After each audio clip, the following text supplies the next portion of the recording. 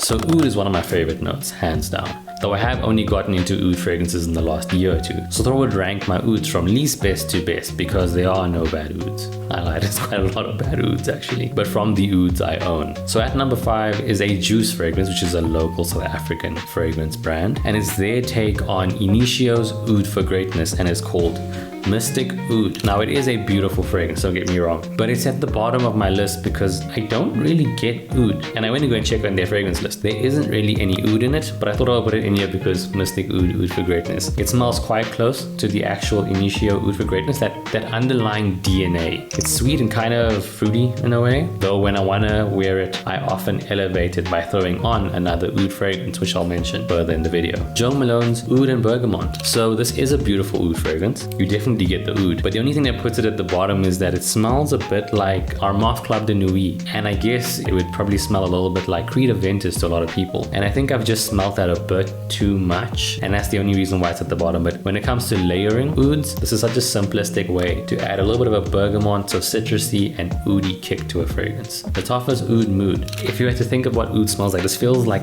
oud in a bottle, but like made subtle and made approachable and made beautiful with the addition of amber and some wood. But this is easily my number 3 slot, and this is my favorite. When I have a fragrance that I feel could use with a bit of a oud kick, such as my number 5 Mystic Oud, this is what I layer it with to just bring it up a level and make the oud for real, you know what I mean? Goldfield and Bank Silky Woods. I'm not gonna go on about it. You can watch like every other one of my videos to learn more about it, but it is just a very unique take on an oud. Vanilla, oud, and wood. Can't go wrong. It's a beautiful fragrance. I have had someone tell me that it doesn't smell good, and I know what you mean. So if you smell this on paper, it's weird. There's a little bit of like a stinky odor that comes off of this fragrance, but on skin, whilst I'll say it is there initially too, after a few seconds that it goes away, and it's just such a beautiful, luxurious fragrance. At the number 1 slot, pretty much my favorite fragrance to ever exist, and that is Byredo's Mumbai Noise. This is a masterpiece of an oud fragrance. This is oud and coffee, and it just feels like nostalgia in a bottle. And again, it can be a little bit overwhelming for some people.